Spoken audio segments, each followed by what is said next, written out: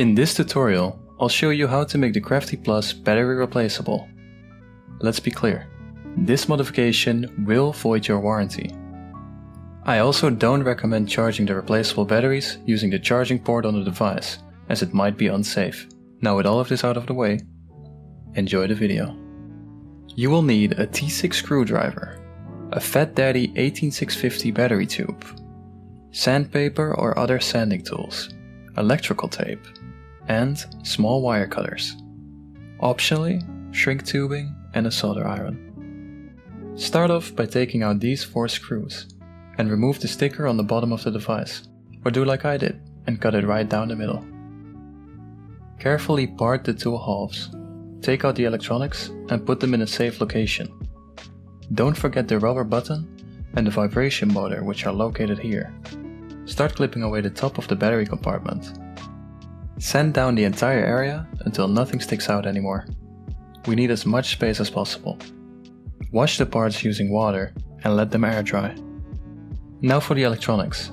Carefully unplug the bigger battery connector. Remove the blue wrapping from the battery. Cut off the black and red wire. I ended up cutting them a lot shorter later down the road, as there was too little room to fit them inside the device. Strip and connect the black wire to the metal part sticking out from the bottom of the battery tube. I soldered them and added some shrink tubing, but this is of course optional. Then strip the red wire and attach it to the side of the battery tube using electrical tape. As I said earlier, I had to redo these steps and cut the wire a lot shorter for it to fit, so keep that in mind when you're taking on this project. Make sure you put back the vibration motor in the correct orientation, and in case it fell off, put back on this plastic LED piece, as well as the rubber button.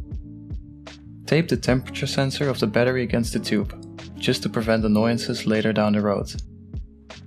Place back the oven and reconnect the power cable. It might be useful to know that on one of the halves there is a small cutout where the cables are designed to go.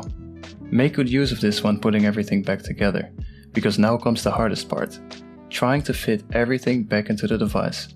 This is the point where I realized my cables were too long and had to be cut down. Once you finally manage to close the device back up, put back the screws. Careful not to overturn them. Cover the small slit with some electrical tape. I got a bit lazy trying to sand and fit everything together, so I just accepted it the way it is. Now insert the battery, turn it on and vape away. Hope you enjoyed this tutorial. If you have any questions, don't hesitate to ask them in the comment section down below. Have a good one.